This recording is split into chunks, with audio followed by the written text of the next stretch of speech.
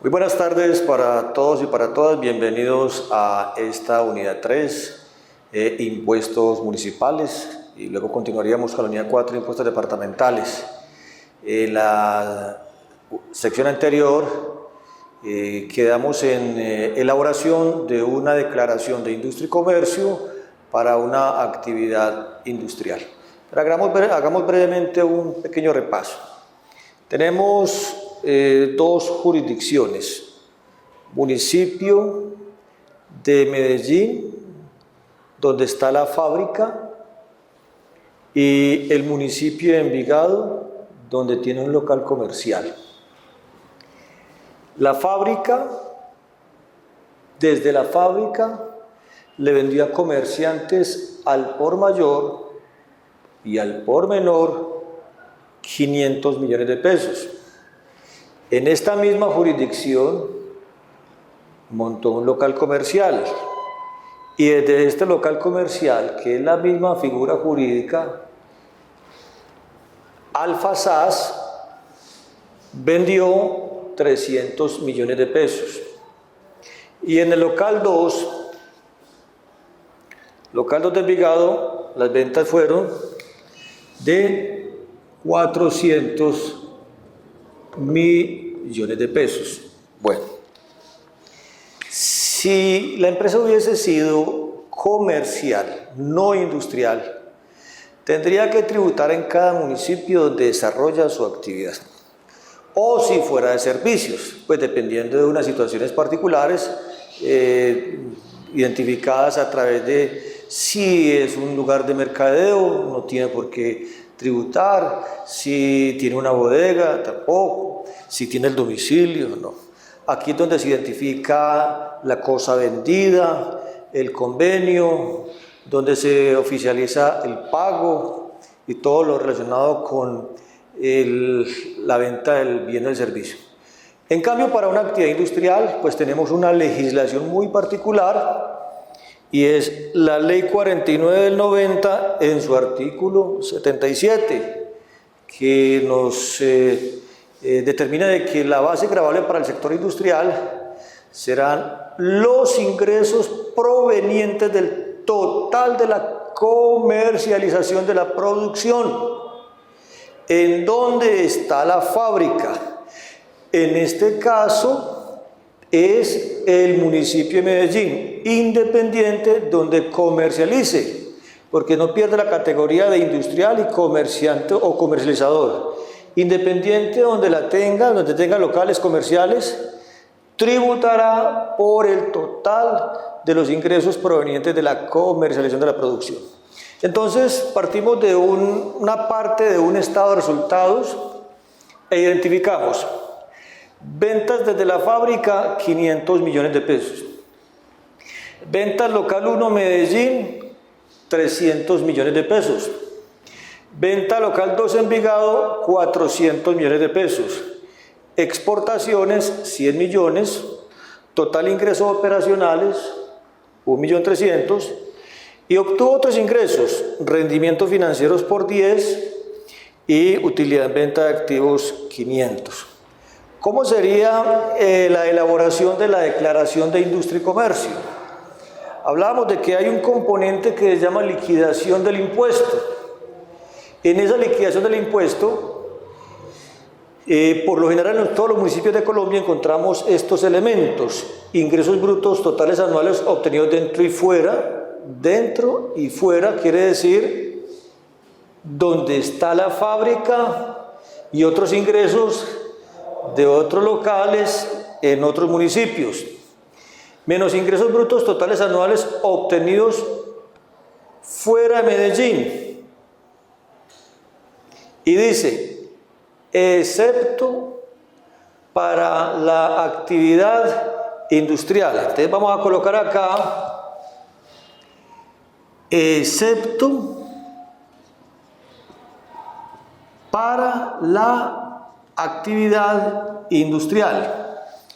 Luego, menos total deducciones, y nos daría la base gravable total anual para Medellín, donde está su sede fabril o donde está su planta industrial. Entonces, empecemos a darle cumplimiento a la Ley 49 del 90 en su artículo 77. Primero, dice, ingresos brutos totales anuales obtenidos dentro y fuera de Medellín. Quiere decir, ¿cuánto obtuvo por la comercialización de la producción en el interior de Medellín y cuánto comercializó por fuera de Medellín? Es decir, en otros municipios. Entonces, vamos a empezar a sumar. Venta local desde la fábrica, 500. Ventas local 1 Medellín, 300. Ventas local 2 Envigado, 400. Exportaciones, 100 millones. Entonces nos da un subtotal operacional de 1.300.000 millones de pesos. Otros ingresos, rendimientos financieros, 10 millones. Entonces, a este total vamos a sumarle más rendimientos financieros y vamos a sumarle también más utilidad en venta de activos. Es decir, le sumaríamos 15 millones más, porque dice ingresos totales anuales, obtenidos dentro y fuera, operacional y no operacional. Entonces, en el renglón 10, ingresos totales, brutos totales, vamos a colocar 1.300 más 15 millones. Es decir, tendríamos una cifra de 1.315 millones de pesos. 1.315 millones de pesos. Todo lo vamos a mostrar en el municipio donde está la fábrica o sede fabril. Luego nos dice, ingresos brutos totales anuales obtenidos fuera de Medellín. Fuera de Medellín. Excepto para la actividad industrial. Aquí nos están diciendo que donde está la fábrica, usted tiene que declarar todo. Usted no se puede descontar los ingresos del local 2 de Envigado, porque el artículo 77 dice ingresos brutos totales operacionales, totales, generados en la jurisdicción donde está la fábrica y en otros locales de otros municipios. Entonces, en este caso, tendríamos 0. Aquí estamos diciendo de que lo que está en otro municipio lo va a gravar donde está la fábrica o sede fabril. Le estamos dando un cumplimiento al artículo 77. Luego nos dice, menos total deducciones.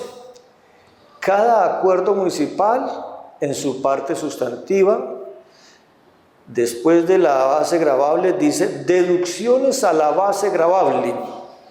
Y cada municipio a través de un acuerdo define qué va a ser un menor valor. En este caso entonces serían deducibles de la base gravable. Las exportaciones y la utilidad en venta de activos fijos. En todos los municipios de Colombia, sin excepciones, los acuerdos han considerado y los estatutos tributarios que son deducibles la utilidad en venta de activos y las exportaciones. O sea que tendríamos entonces como deducibles los 5 millones más las exportaciones. Entonces sería un total de 105 millones de pesos. Entonces aquí tendríamos 105 millones de pesos. Ahora, nos dice, base gravable total anual para Medellín. Es decir, decláreme cuánto usted va a considerar como base gravable, dándole cumplimiento a la normativa, cuánto es nuestra base gravable neta, parámetro para luego aplicar una tarifa y posteriormente un impuesto. Entonces, ¿qué entraríamos a disminuir 1.315 menos los 105 deducibles. Y eso nos da un total de, vamos a hacer la cuenta, 1.315 menos 105, y eso es igual a 1.210. Entonces, tenemos como base gravable anual sería 1.210 millones de pesos. Y si verificamos y corregimos, entonces sería 1.210 más los 105 y nos daría 1.315 millones de pesos. Esa es nuestra base gravable total neta, elemento para liquidar el impuesto en el municipio donde está la fábrica o sede fabril. Ahora, hay otro cuadro en las declaraciones que me identifica la actividad, los ingresos anuales ya netamente gravables, y código de actividad es un código interno que define cada municipio. Los municipios, por lo general, identifican el sector industrial con el código 1 y ahí le agregan otros 2 dígitos más. La actividad comercial empezaría con código 2, la actividad de servicios 3 y actividad de tratamiento preferencial 4. Y la tarifa 4 por 1.000. Por lo tanto, los ingresos gravables anuales por todo concepto dentro y fuera serían 1.210 millones de pesos. Código 102, tarifa 4 por 1.000 y nos daría un impuesto de industria y comercio anual. Entonces, hacemos nuevamente el cálculo. Tenemos una base gravable de 1.210 millones de pesos por 4 y lo vamos a dividir por 1.000. Entonces nos daría un impuesto de 4.840.000. Entonces, impuesto sería 4.840.000 pesos. Ese impuesto sería el que iría a pagar la empresa como actividad industrial donde está la sede o donde está la fábrica, el lugar. ¿Y qué pasaría entonces con Envigado? Entonces miremos la situación. Si yo tengo un establecimiento comercial con toda la infraestructura, entonces Envigado lo grabaría por los 400 como actividad comercial. No obstante, usted puede demandar al municipio de Envigado haciendo, digamos, aclaración de que hay una ley, que es la ley 44 del 90, que determina que donde está la fábrica se grabaría por todo. Esta política, cuando es un establecimiento de comercio, la mayoría de los municipios han optado por grabarlos. Sin embargo, es pertinente entablar la demanda. Porque otra situación puede ser de que usted tenga, que es de la fábrica, usted, digámoslo, monte una bodega o venda directamente a un comerciante, y en este caso, como tiene una bodega o le vende directamente a los comerciantes y trae la producción desde acá y no tiene un local comercial, aquí ya usted no lo grabaría. El municipio no lo grabaría por la actividad comercial de los ingresos generados en ese municipio. Otra cosa, la actividad industrial no se pierde por la forma como se comercializa. Es decir, si en el local 1 vendió 300, si bien fue una actividad comercial, la empresa no pierde el carácter de industrial. Por lo tanto, esos 300 van a ser grabados con la tarifa de la actividad industrial. Por lo tanto, entonces, el impuesto a pagar sería de 4.840.000 pesos, los cuales el municipio respectivo, en este caso el municipio de Medellín, donde usted está declarando, se lo divide en cuotas mensuales y posteriormente pues se lo enviará, se lo facturará a través de ese documento que mensualmente le va a llegar a su empresa. Bueno, posterior a este cuadro existe otro elemento que se llama el impuesto de avisos y tableros. La declaración de industria y comercio contempla también lo que es el impuesto complementario. Entonces ahora vamos a hablar de lo que es el impuesto de avisos y tableros.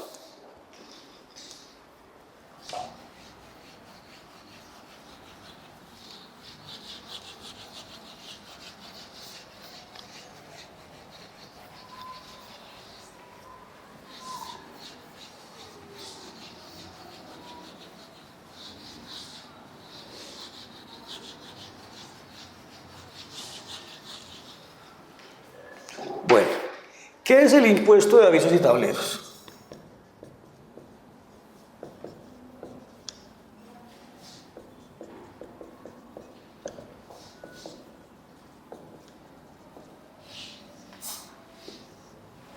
¿Qué es? Primero, es un impuesto de carácter local, es decir, de propiedad de los municipios, que grava básicamente la colocación efectiva de una valla, aviso, tablero o emblema en el municipio donde el contribuyente está desarrollando una actividad gravable con el impuesto de industria y comercio.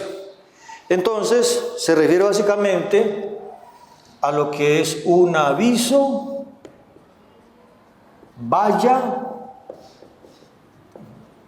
tablero o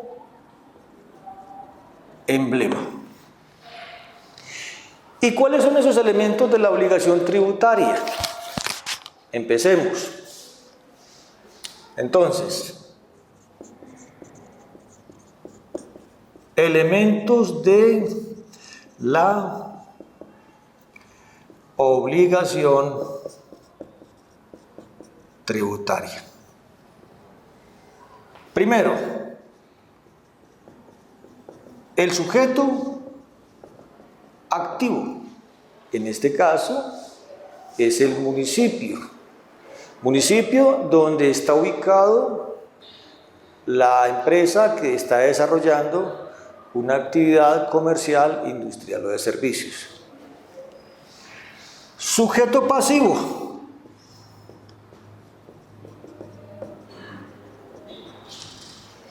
El sujeto pasivo es el contribuyente del impuesto de industria y comercio. Entonces, el sujeto pasivo es el contribuyente del impuesto de industria y comercio.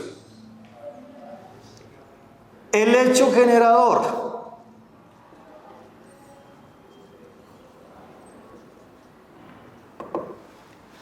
El hecho generador es la colocación efectiva de un aviso, valla o tablero. También incluye o emblemas, tablero o emblemas.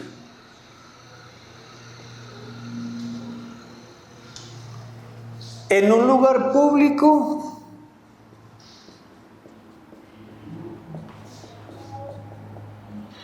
o una vía pública, donde se desarrolla la actividad. 4. ¿Cuál es la base gravable? La base gravable del impuesto de avisos y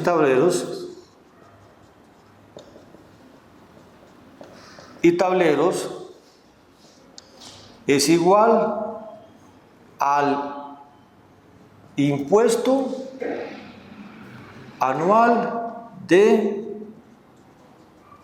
industria y comercio. En este caso, si continuamos la declaración para el sector industrial, la empresa SAS que produce textiles, nuestra base gravable sería de 4.840.000 y la tarifa es el 15% del valor del impuesto de industria y comercio. Quiere decir entonces que tendríamos base gravable 4.840.000 por el 15%. Entonces, vamos a hacer el cálculo. ¿Cuánto sería el 15% de 4.840.000 por el 15%? 726.000. Entonces, el impuesto de avisos y tableros,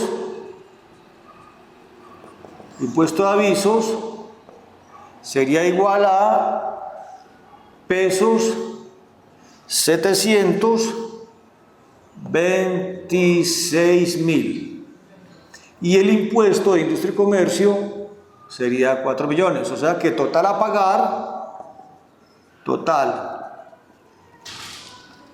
pagar sería igual a 4.840.000 y vamos a sumarle el 15%, 726.000, y eso nos da 5.566.000. Entonces el total a pagar sería 5.566.000 pesos.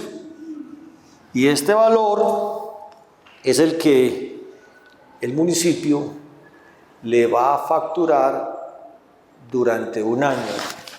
Una porción, impuesto de industria y comercio, y la otra parte, la porción de avisos y tableros. Hago claridad en lo siguiente: solo usted va a liquidar el impuesto si tiene esa manifestación externa, aviso, valla, tablero o emblema, en un lugar público o vía pública.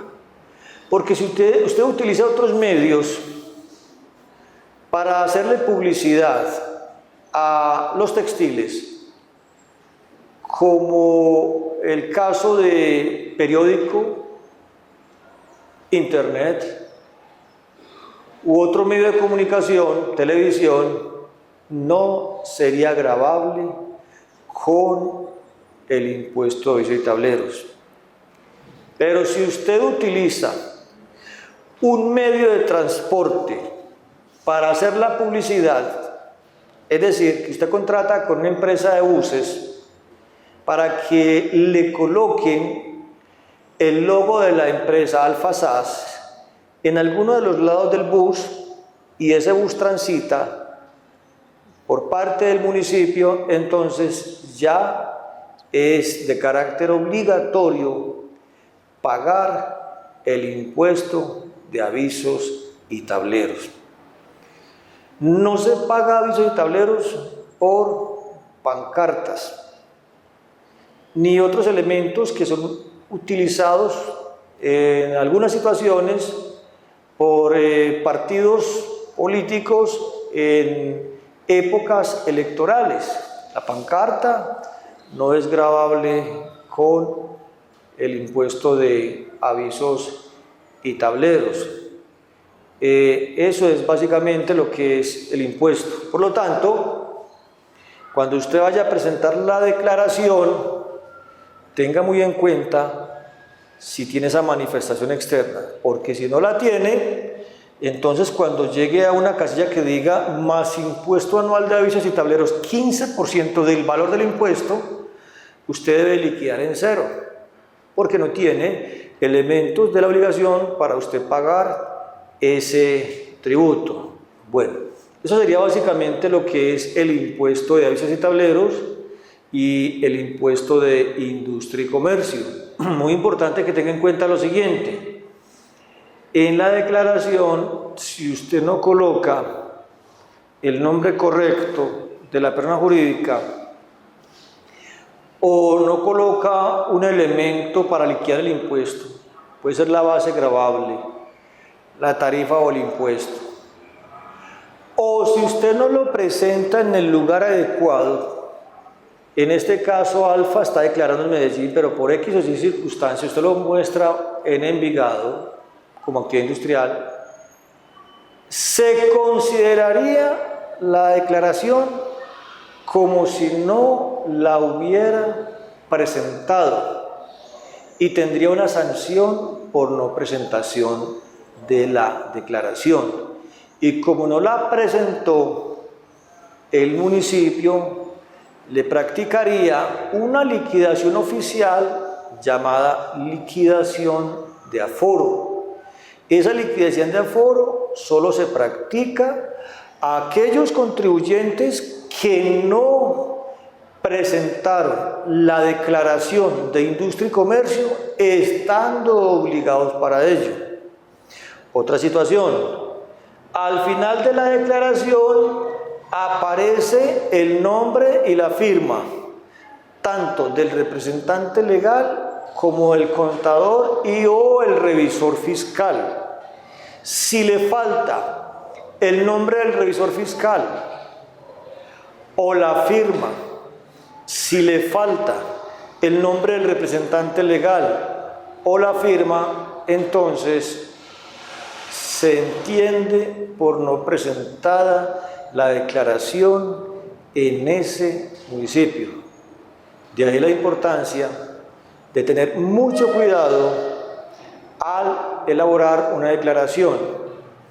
Es importante tener el acuerdo municipal a la mano, empezar a estructurar la declaración y, si tiene alguna inquietud, puede utilizar o llamar a otra persona que sea, en este caso, un contador, quien podrá también darle otras pautas para que se practique correctamente esta liquidación y pague lo que realmente le corresponde de acuerdo a los libros de contabilidad y a los estados financieros. Bueno, hasta aquí entonces lo que es el impuesto de avisos y tableros. Como vimos, es relativamente muy corto y que sobre aspectos procedimentales, pues la mayoría de los estatutos tributarios básicamente contemplan los elementos de la obligación tributaria.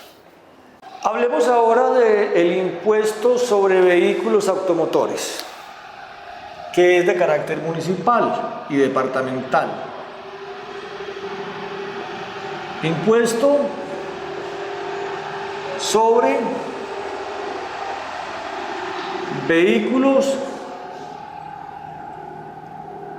automotores. Bueno, ¿qué es ese impuesto?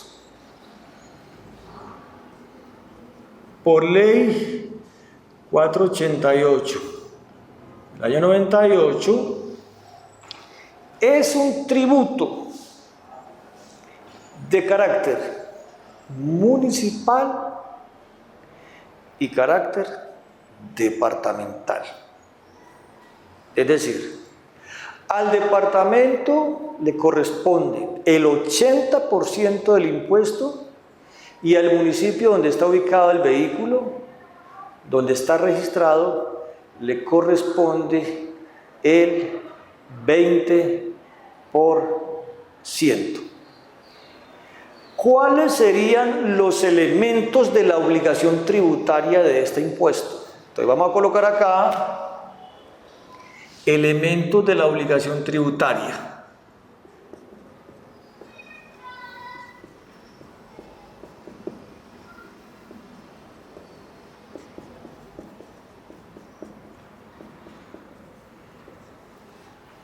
Primero, ¿quién es el sujeto activo? Es decir, el propietario del impuesto. En este caso sería un departamento y le corresponde el 80%, y un municipio y le corresponde el 20%, total 100%.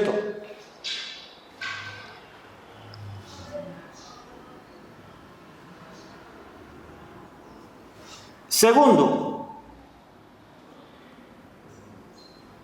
¿quién es el sujeto pasivo? En este caso, el sujeto pasivo es una persona natural o una persona jurídica que posee un vehículo, posee un vehículo. ¿Y cuándo lo paga ese contribuyente? Entonces, ¿cuándo lo paga? Los municipios y departamentos al año siguiente, es decir, si estamos en el año 2017, aquí sería la causación del impuesto,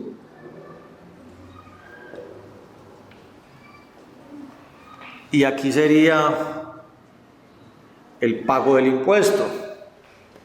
La causación del impuesto, el valor comercial, el rango lo define el Ministerio de Transporte. El rango lo define el Ministerio de Transporte. Este sería el periodo gravable y este sería el periodo de pago. Caso, digamos, acá en el municipio de Medellín. El municipio de Medellín puede contribuir también a recaudar el impuesto a través de un convenio con la Gobernación de Antioquia, o la Gobernación de Antioquia destina unas personas para que le recauden el impuesto y posteriormente se lo envíen a la tesorería de la respectiva gobernación. Aquí se puede pagar directamente en la sede, Alpujarra, centro administrativo, o también lugares muy concurridos como centros comerciales. Por lo general, conceden un descuento a aquellas personas que presenten la declaración o que paguen, antes del 15 de marzo. Si usted, en este caso, aquí en Antioquia, si usted paga el impuesto antes del 15, tiene un descuento del 10%. O si usted no quiere obtener ese descuento, entonces el plazo sería hasta julio 31 del año, en este caso 2018. 2018. Entonces el periodo gravable es el año anterior. La base gravable, o el hecho generador, perdón. Primero el hecho generador. El hecho generador sería la posesión o la propiedad del vehículo. El hecho de tener ya usted un vehículo ya lo hace acreedor al pago del impuesto de avisos y tableros. Con la reforma tributaria, ley 1819 de 2016, ya usted a partir del año entrante podrá presentar su declaración. Es decir, a usted en este caso la gobernación respectiva no le elaborará la declaración, lo podría hacer, pero usted también tiene ya la facultad y la posibilidad de elaborar su declaración como si fuera una declaración de impuesto de industria y comercio, con toda su estructura, identificación, liquidación privada, responsables, entre otros elementos que se definen en la respectiva declaración. La tarifa o tarifas. Entonces tenemos varias tarifas. 1,5%, 2,5%, 3,5%, 0.5 y 1,5%. 0.5 y 1,5%. Entonces, habíamos dicho que la base gravable es el valor comercial, lo define a través de una resolución el Ministerio de Transporte. En este momento sería entonces hasta aproximadamente 44 millones de pesos. Un 2,5%, aproximadamente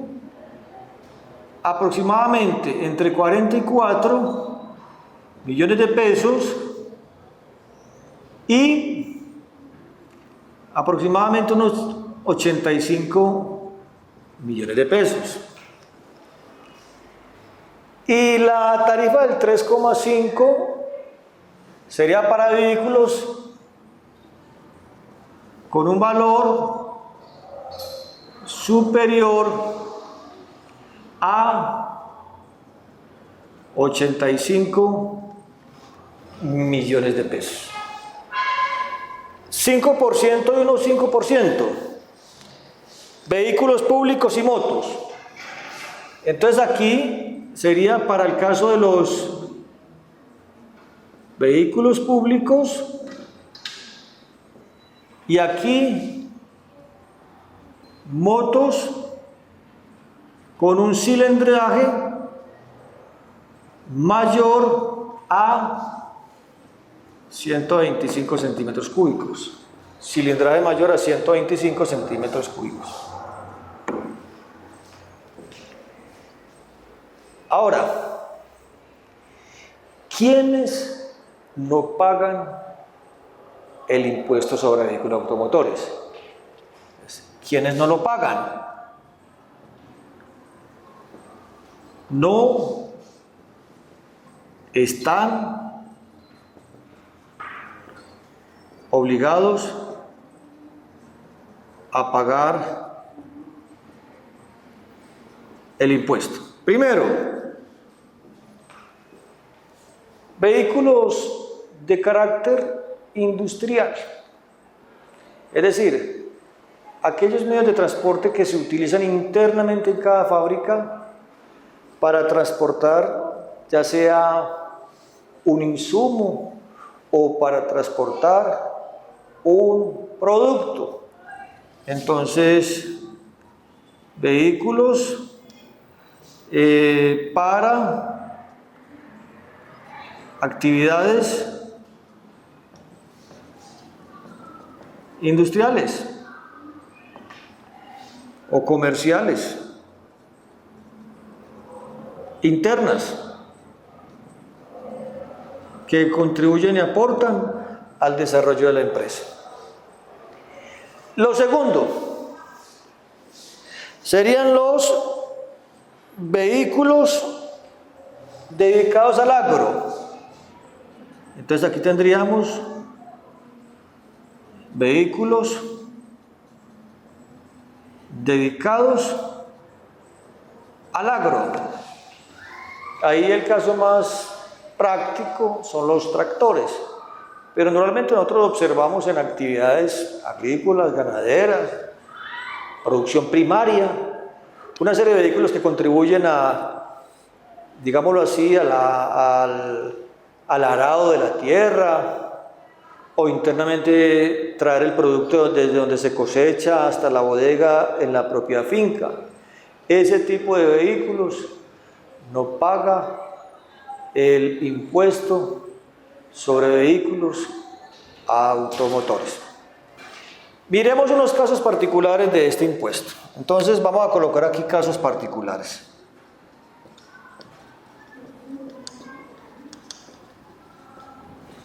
Caso de vehículos blindados.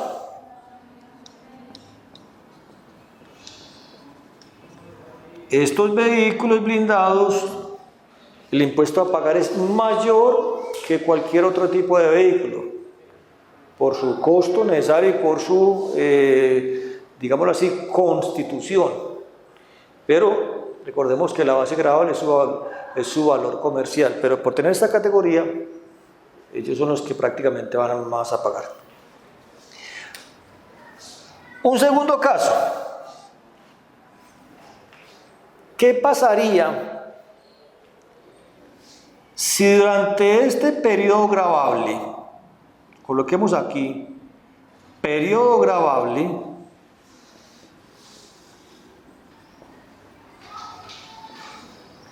en cualquier momento del año, usted vende el vehículo, pero no realiza el traspaso? O tiene un siniestro el vehículo, se lo chocan o se incinera el vehículo. O un tercer caso, hay un hurto de su vehículo. ¿Tendría usted que pagar el impuesto sobre vehículos automotores? La respuesta es no. Debe pagar el impuesto sobre vehículos automotores siempre y cuando usted demuestre con documentos probatorios que usted hizo la respectiva diligencia para mostrar esta situación ante el organismo pertinente.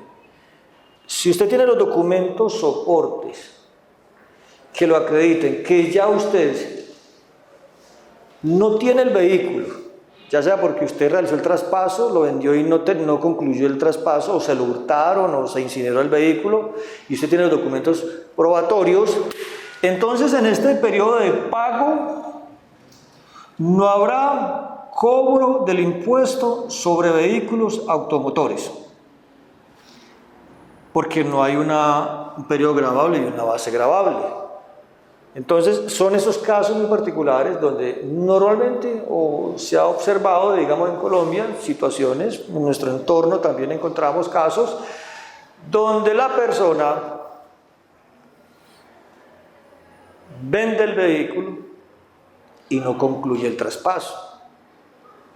Por X circunstancia, le deja esa situación al comprador y el comprador tampoco diligencia y culmina este proceso.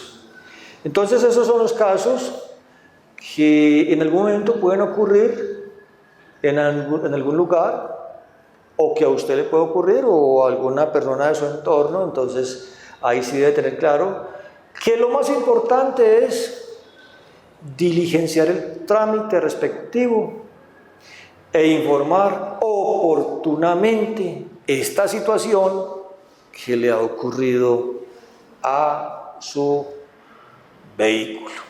Bueno, esto sería lo fundamental del impuesto sobre vehículos automotores. Hablemos ahora de otro impuesto muy importante. El impuesto que mayores recursos le genera a un municipio, y es el impuesto predial.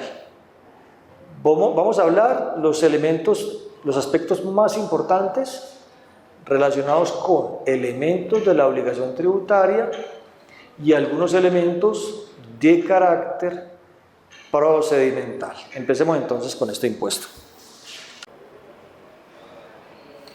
Impuesto predial. Vamos a hablar de los elementos más importantes relacionados con elementos de la obligación tributaria y algunos elementos de carácter procedimental. Primero, ¿qué es? ¿Qué es el impuesto?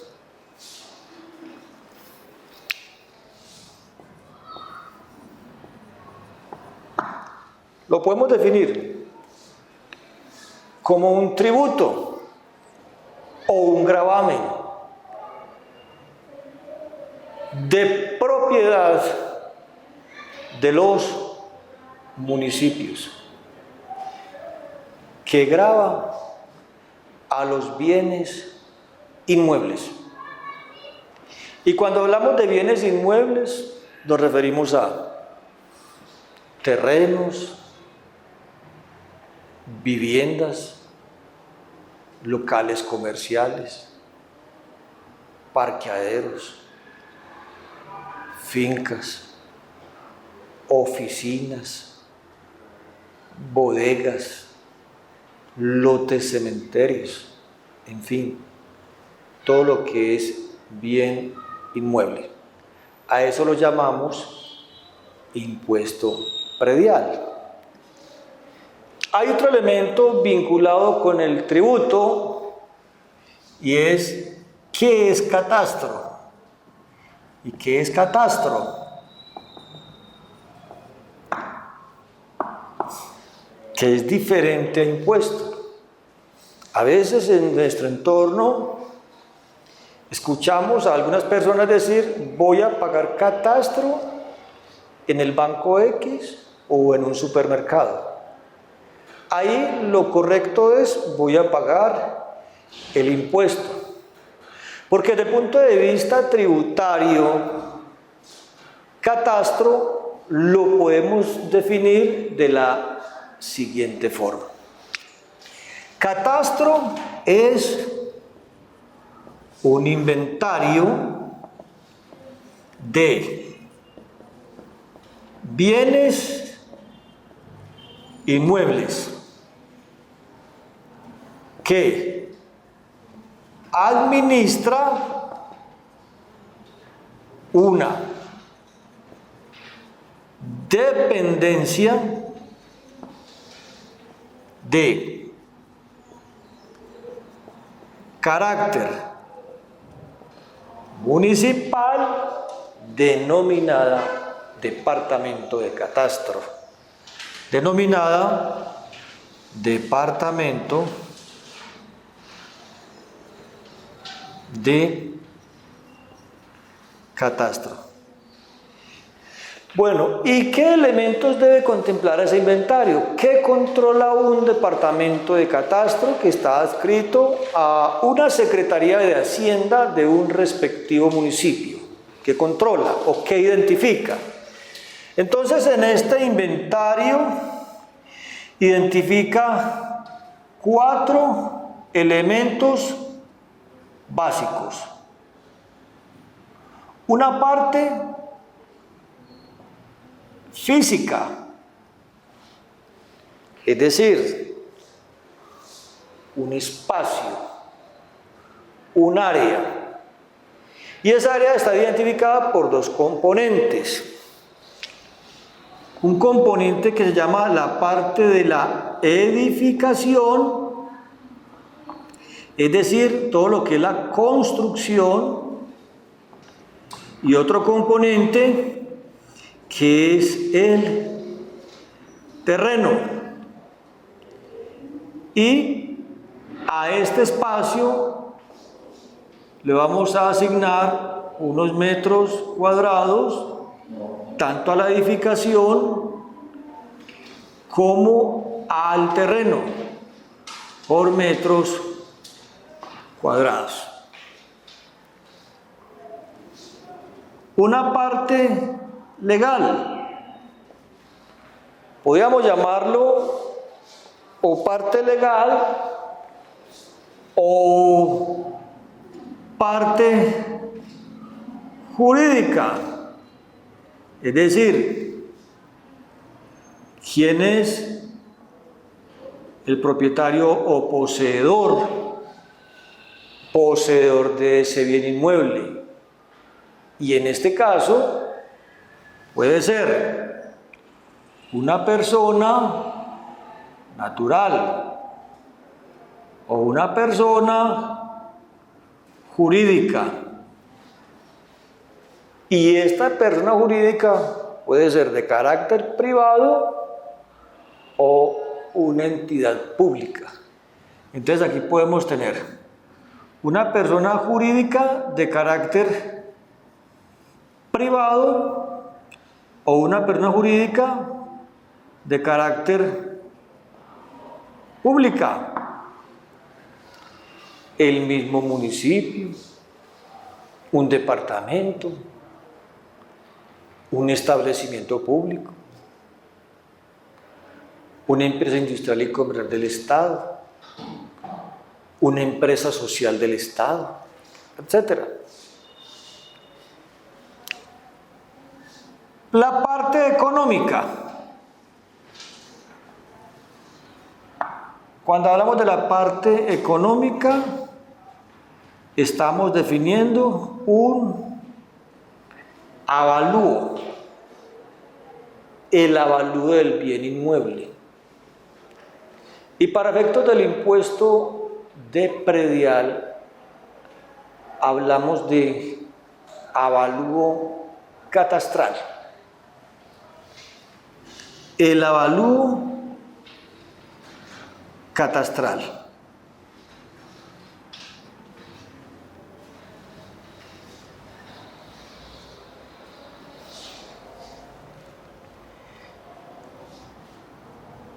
Fiscal. Cuando hablamos de la parte fiscal, fundamentalmente nos referimos a la base para liquidar el impuesto, la base gravable. Coloquemos aquí base gravable. La tarifa. Las tarifas están en un rango específico de 4 al 33 por mil. 4 por mil al 33 por mil. Entonces lo que hace fundamentalmente un departamento de catastro es control y actualización de la parte física, la parte legal, la parte económica y la parte fiscal. Son ellos los que tienen el control de los bienes inmuebles. Claro está también que existe otra dependencia de carácter público llamada Oficina de Registro o de Instrumentos Públicos, más bien. Esas oficinas de instrumentos públicos tienen un control de los bienes inmuebles, porque ellos son los que certifican quiénes han sido los propietarios durante la existencia del bien inmueble, es decir, a partir de qué momento aparece un propietario. Y además también le certifican si ese bien tiene alguna situación de hipoteca, para efectos de quien vaya a negociar un bien inmueble, pues tenga los elementos claros. ¿Quiénes son los propietarios anteriores? Y que esté libre de cualquier tipo de situación que de pronto el comprador desconozca y que ahí se lo van a aclarar. Hablemos de los elementos de la obligación tributaria. Entonces, elementos de la obligación tributaria.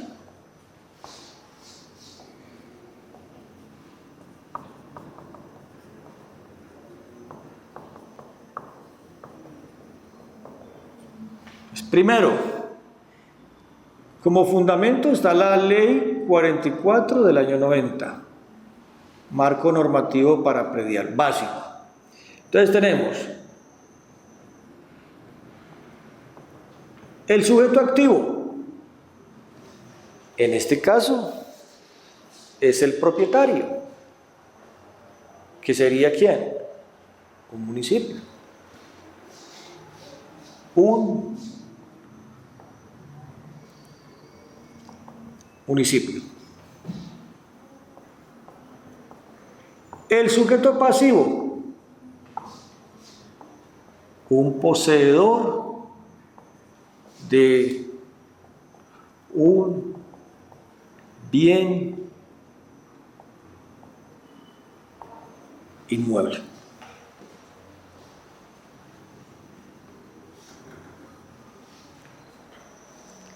El hecho generador, la posesión del bien inmueble.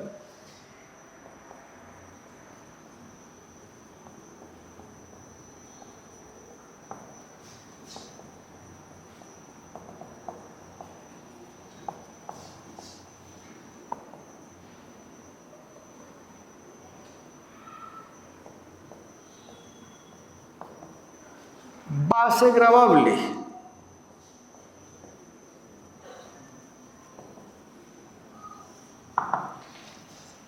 ¿Cuál es la base gravable? Entonces, dice así: la base gravable no podrá ser inferior al 60% del avalúo comercial. Quiere decir eso entonces que como base gravable tenemos el avalúo catastral.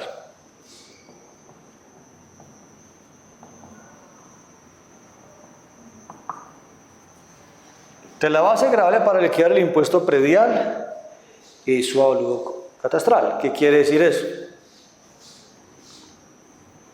Si nosotros graficamos esta situación, vamos a tomar como ejemplo de que nuestro bien inmueble tiene un costo de 100 millones de pesos, es decir, este es el avalúo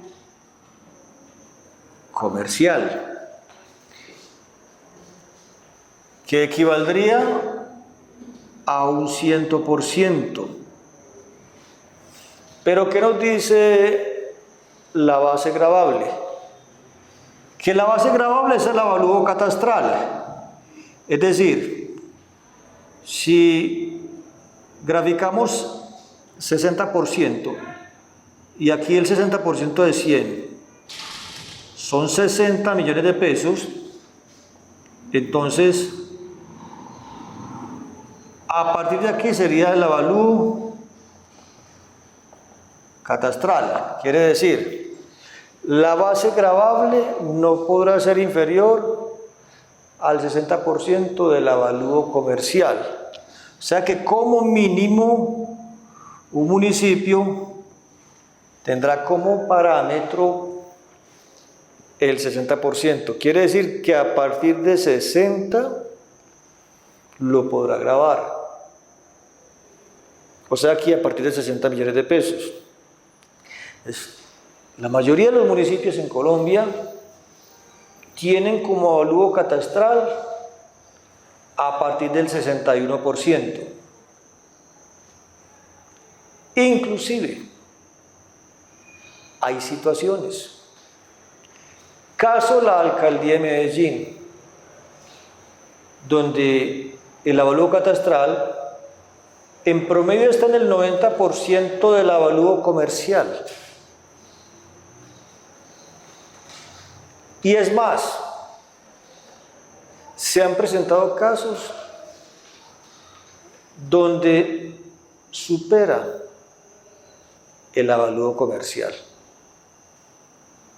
porque no hay un tope. Tope mínimo es menos, no puede ser menos del 60%, pero a partir de acá, los municipios, cada que necesitan un recurso, hacen una actualización catastral, promedio una vez cada 5 años. Uno lo puede observar que en cada administración municipal, casi siempre, en ese periodo de alcalde, siempre se genera una actualización catastral. Entonces, como mínimo es el 60%, y a partir de ahí los municipios han optado por definir 80%, 90% del avalúo comercial. Hay otras situaciones donde es el 100%. Pero hay algo muy particular. Cuando un municipio hace una actualización catastral en promedio una vez cada 5 años, y en esa actualización utiliza a sus, digamos, evaluadores, quienes pueden ir a los bienes inmuebles a verificar, constatar si se han generado cambios. Cambios, digamos, lo de que era una vivienda y se convirtió en un lote de engorde, o que era una vivienda e hicieron, de primer piso hicieron segundo piso, o para verificar cualquier tipo de situación. Y esa situación, digamos, es diferente a una adición, un incremento. Esa actualización, si es diferente a una actualización o a una reforma sustancial,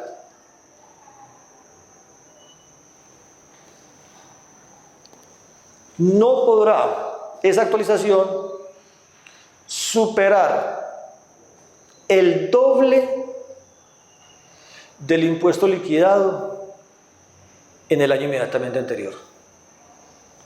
Pero si usted le agregó una habitación más, le agregó un parqueadero, le colocó un segundo piso, la casa estaba sin revocar y la revocó, ya esos son componentes que van a generar un mayor valor en el avalúo catastral y por consiguiente en el avalúo comercial. Entonces, una actualización no podrá superar el doble del impuesto del año inmediatamente anterior, salvo excepciones como estas, de adiciones o reformas muy representativas.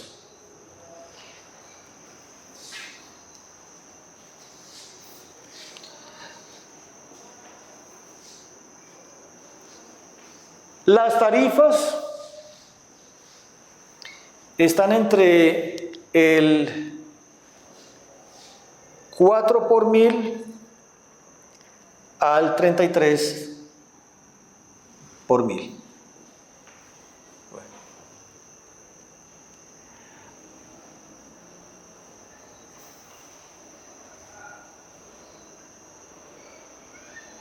Otro elemento importante, que en el avalúo catastral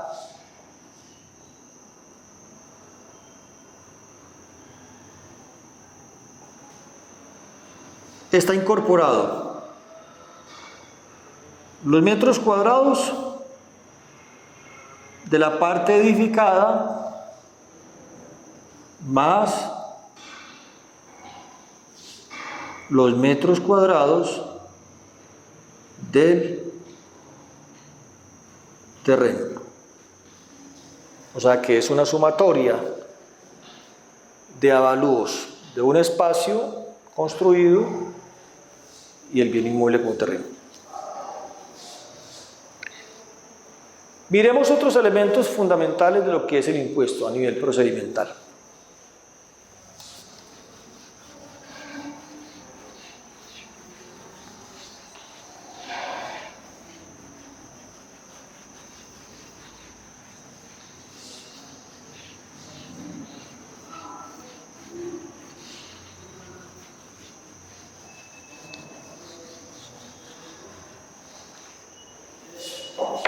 Zonas homogéneo-físicas.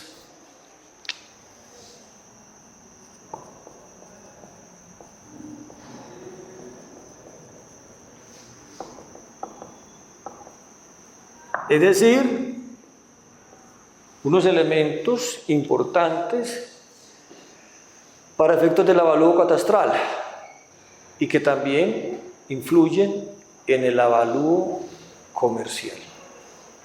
Primero, la infraestructura física, es decir, si cuenta con unas vías de acceso adecuadas y, digamos, apropiadas para ese espacio. Segundo, los servicios públicos que tenga esa edificación o ese terreno. Tercero,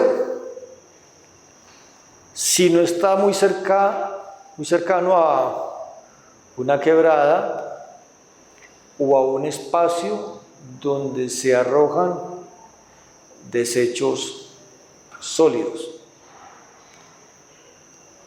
Cuarto, se tiene en cuenta también la topografía del terreno. En nuestro entorno, digamos, hay un costo mayor para los bienes inmuebles que están en espacios planos que en terrenos inclinados. Salvo algunas excepciones, digamos, casos donde existen bienes inmuebles de estratos mucho más altos. Claro que en este momento y en este caso no influye el estrato ni la capacidad de adquisición del poseedor del bien inmueble. Es totalmente diferente. No influye el estrato, sino que influye es el entorno. Y ocurren situaciones donde una vivienda puede pagar más impuesto que la vivienda del lado y quizás pueden tener la misma composición en su material. Puede haber sido que uno fue verificado y otro no fue verificado y se le colocó la misma base gravable. En este caso, si usted está pagando más impuesto que su vecino, usted puede presentar una solicitud de rebaja del impuesto predial, en la cual manifiesta en qué condiciones está su bien inmueble, su ubicación, qué tipo de infraestructura tiene a nivel de toda la edificación, qué tipo de servicios públicos, para que le hagan un estudio e identifiquen si realmente usted debe pagar el mismo impuesto o menor a su vecino que está pagando un impuesto inferior. Para esto usted debe anexar la escritura pública del bien y una copia de la factura del impuesto predial. La factura del impuesto predial por lo general se le envía al contribuyente en forma trimestral. Entonces, es muy importante que verifique en su entorno cuánto es el impuesto. Si usted considera de que su impuesto es muy alto, haga la solicitud para que el departamento de catastro la estudie y verifique realmente si la liquidación de ese impuesto está ajustado a las características de su bien inmueble.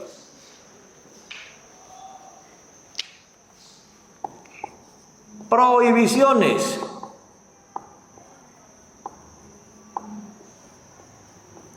Por ley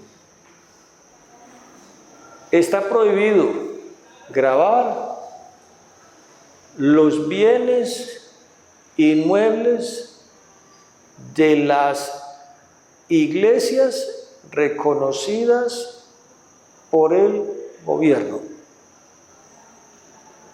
Primero. Segundo, los parques naturales o reservas forestales o naturales están prohibidas de gravar con el impuesto predial.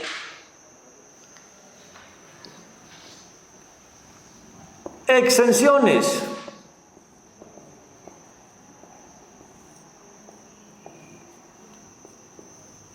Las exenciones son beneficios tributarios que otorga un municipio por una circunstancia. Puede ser de beneficio a la comunidad por su actividad o por una entidad pública. Ejemplo: lugares o espacios físicos dedicados al deporte, la cultura, la recreación y que sean sin ánimo de lucro. O bienes inmuebles de propiedad de las entidades públicas pueden considerarse exentas del impuesto predial. O cualquier otro tipo de situación que tenga un beneficio hacia un sector de la población, su destino. Cada municipio define a quién se le otorga o no una exención.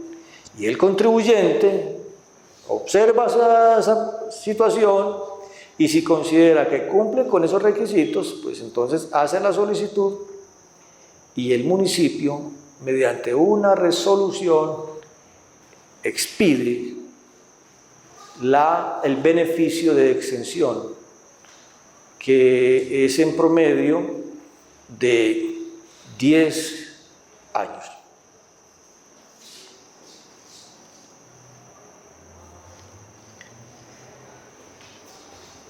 Otro elemento importante: las sobretasas. Por ley, una parte del recaudo del impuesto predial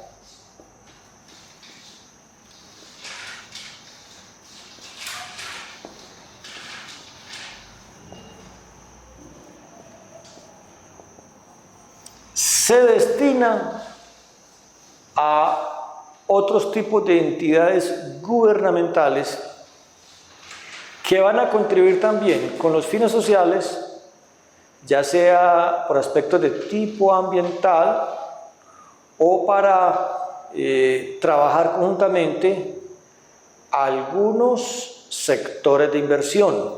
Por ejemplo, las corporaciones autónomas y regionales, caso Corantioquia o Cornare, ellos reciben el 2 por 1000 para la parte ambiental Y las áreas metropolitanas,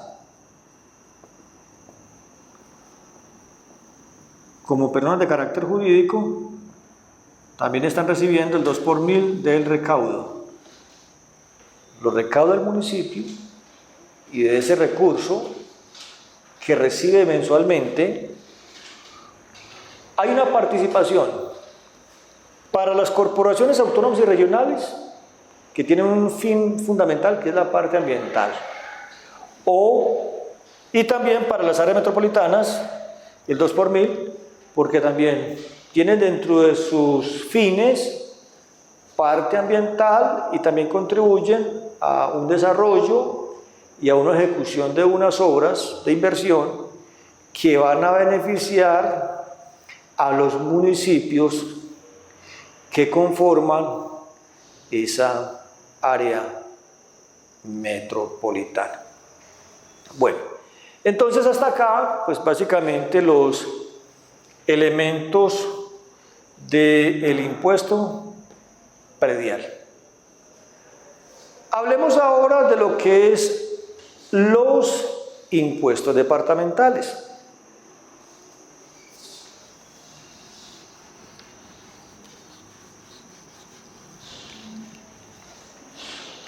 Y fundamentalmente vamos a hablar de los impuestos de licores y vinos y el impuesto de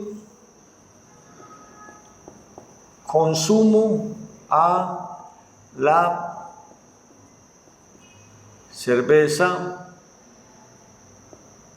y refajos.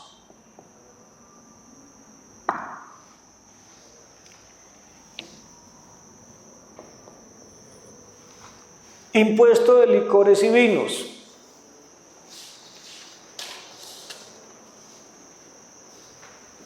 En la parte de licores, trabajamos la parte primero de licores y vinos. La ley de reforma tributaria habló específicamente a nivel departamental de cigarrillos, pero en ese mismo mes de diciembre de 2016, digámoslo así, se presentó una reforma, otra reforma tributaria para los impuestos departamentales.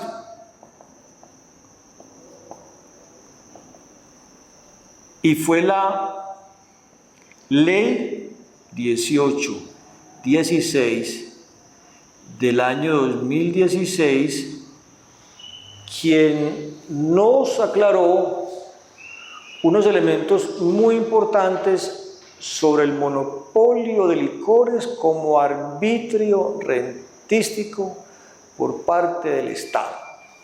Entonces,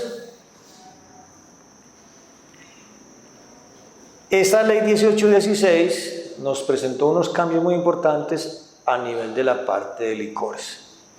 Entonces nos dice, digámoslo así, el monopolio como arbitrio rentístico.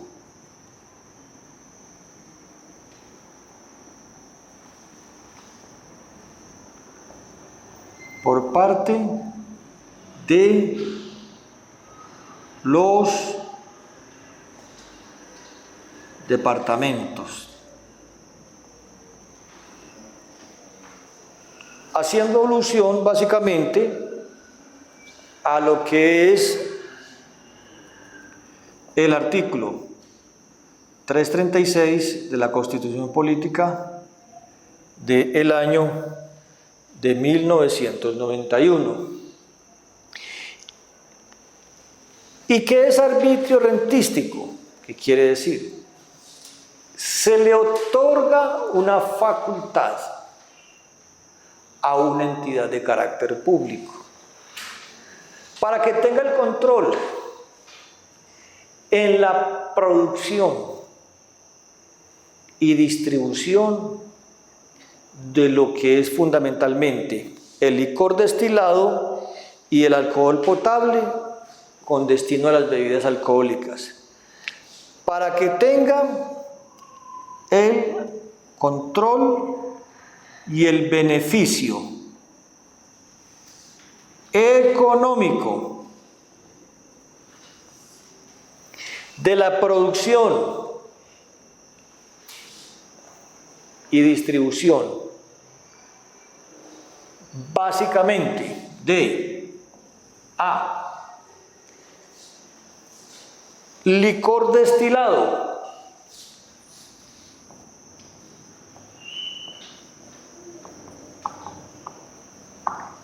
y B, alcoholes potables con destino a bebidas.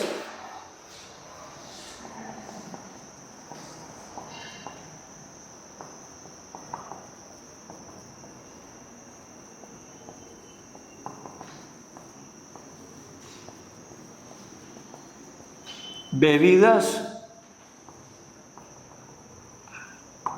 alcohólicas.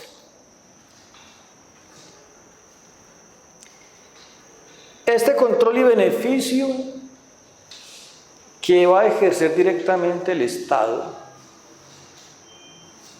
no puede, en los recursos no pueden salir para el sector privado. Estos recursos fundamentalmente son 100% de propiedad de los departamentos, con unas destinaciones específicas. Fundamentalmente se destina para la salud y para la educación de los habitantes que están ubicados en un territorio departamental. ¿Y qué se entiende como licor destilado? Aquellas bebidas que tienen grados de alcohol, con grados de alcohol entre 15 y 20 grados. ¿Y que provienen de dónde? Pueden provenir de una fermentación o de una unión de varios elementos, lo que llamamos nosotros una infusión con unos estratos o cualquier otro elemento vegetal. Se exceptúa cualquier bebida generada por una cultura en un territorio determinado. Si un resguardo indígena produce algún tipo de bebida fermentada, pues aquí no sería gravable con lo que es un elemento, llámese impuesto u otra situación que haya implementado el departamento para el cobro de estos recursos generados en la fermentación o destilación o infusión de varios elementos. Entonces, esa ley 1816 nos trae dos elementos fundamentales. Primero, licor destilado, y segundo, el control de la producción, distribución y comercialización de alcoholes potables con destino a bebidas alcohólicas. El Estado tendrá el control y la administración y sus recursos todo lo que genere será con ese fin social. Pero si el Estado considera que otra persona puede producir o comercializar, entonces las gobernaciones pueden establecer contratos para que un privado produzca y distribuya los alcoholes potables con destino a bebidas alcohólicas. En el caso del licor destilado, se pueden presentar dos situaciones. La primera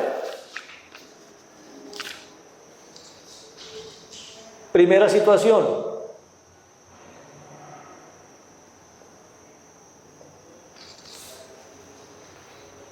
puede ser directamente a través de un procedimiento que no es de carácter tributario, es decir, bajo la no creación del impuesto, sino que puede, en este caso, puede hacer lo siguiente: si no está interesado, después de un estudio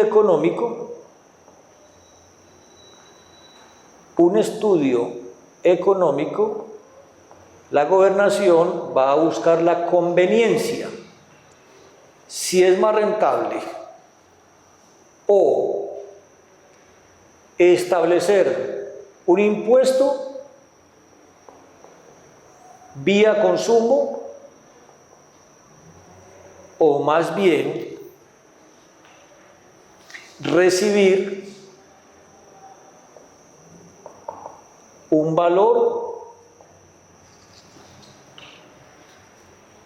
por la participación,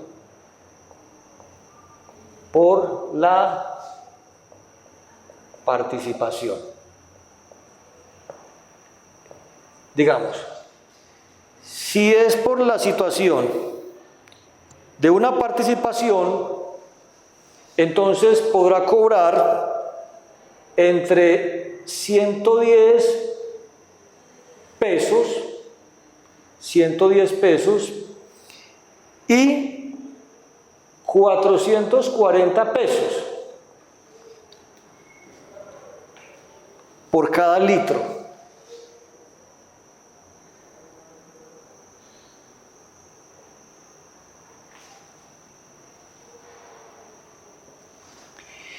Y si no, de acuerdo a su conveniencia, no es por participación, por cada litro producido,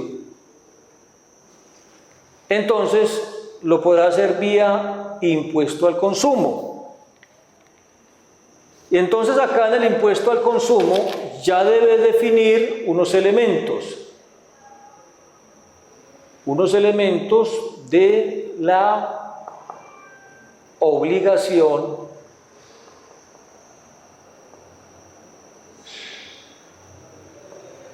tributaria.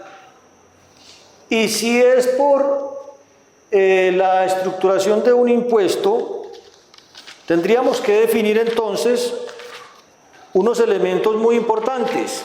Por ejemplo, si es por consumo, entonces, ¿quién sería el sujeto activo? Sería el departamento. ¿Quién sería el sujeto pasivo?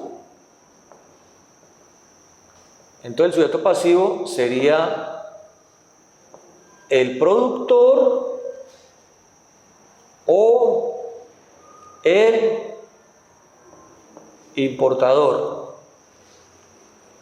o el distribuidor, en caso de que no tenga las suficientes evidencias de que pagó o el importador o el productor.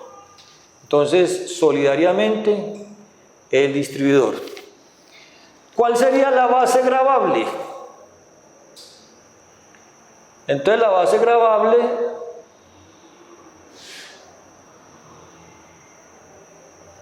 tendría dos componentes fundamentales. Un componente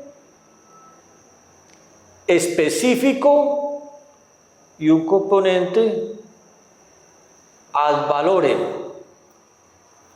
según esta ley 1816. Entonces el componente específico fundamentalmente estaría identificado por el volumen en grados, volumen en grados de alcohol. Ejemplo, cobrarían para los licores 220 pesos por cada grado de alcohol, 220 pesos por cada grado de alcohol. Y si sería vinos, el vino no tiene monopolio, los vinos serían entonces 150 pesos por grado, por cada grado. Y adicional a eso, si hablamos del otro componente ad valorem, entonces tenemos dos elementos fundamentales y sería precio, precio de venta. Si es para licores, entonces tendríamos el 25%. Si es para licores, sería de un 25%. Pero si es para vinos, sería entonces un precio de venta con una tarifa del 20% sobre el precio de venta. Sería entonces del 20% sobre el precio de venta. Entonces los municipios, los departamentos están analizando en este momento su conveniencia. ¿Qué es mejor? ¿Delegar y cobrar un valor o generar un impuesto? Pero si no crea la figura de impuesto, entonces lo que reciba por participación no podrá ser inferior a lo que pagaría por el impuesto de consumo de licores y vinos. Esos son los elementos fundamentales de lo que es la parte del monopolio a los licores. Y por último, el impuesto al consumo de la cerveza. Miremos entonces, impuesto al consumo de la cerveza y refajo.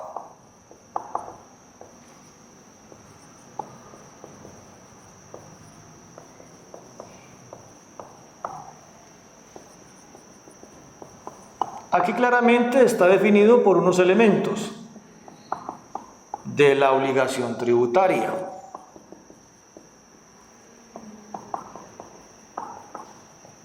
¿Cuáles serían? Primero, un sujeto activo, que en este caso serían los departamentos. Un sujeto pasivo sería el productor y el importador. Y solidariamente un distribuidor cuando no demuestre la procedencia del producto. El hecho generador. Entonces el hecho generador lo podríamos colocar aquí como el consumo en el departamento. Consumo en el departamento. La base gravable. Entonces ahí la base gravable sería el precio de venta al detallista. Precio de venta al detallista. La tarifa, 48% si es cerveza. Y del 20% si son mezclas y refajos. Y del 20% si son mezclas y refajos. ¿Y cómo sería la parte de la declaración? Cada productor o importador reclama su declaración ante la respectiva gobernación, la diligencia en forma mensual y a más tardar dentro de los 15 días del mes siguiente a la generación del precio, lo declararía en la respectiva gobernación. Bueno, hasta aquí entonces damos por terminada esta asignatura o módulo relacionado con impuestos territoriales, en los cuales hablamos de 4 elementos fundamentales, que fue primero identificar qué es una entidad territorial, qué es descentralización, qué es, digámoslo, autonomía, delegación. Luego hablamos de los tributos de carácter territorial a nivel de la Constitución. Posteriormente hablamos de los impuestos municipales, elaboramos una declaración y por último los impuestos departamentales. Para el próximo jueves 23 de marzo haríamos un conversatorio a las 5 de la tarde de la unidad 3, impuestos municipales. Y las actividades de esta unidad 3 de los impuestos municipales tendríamos un plazo hasta el próximo jueves de la semana entrante. Y ese jueves de la semana entrante terminaríamos ya el video conversatorio con los impuestos departamentales. Y la cuarta actividad de la unidad 4 ya sería para la semana siguiente. Hasta aquí el módulo de impuestos territoriales. Para mí fue un gusto compartir con ustedes. Les deseo muchos éxitos en esta especialización y que les aporte bastante a nivel personal y a nivel profesional. Muchas gracias.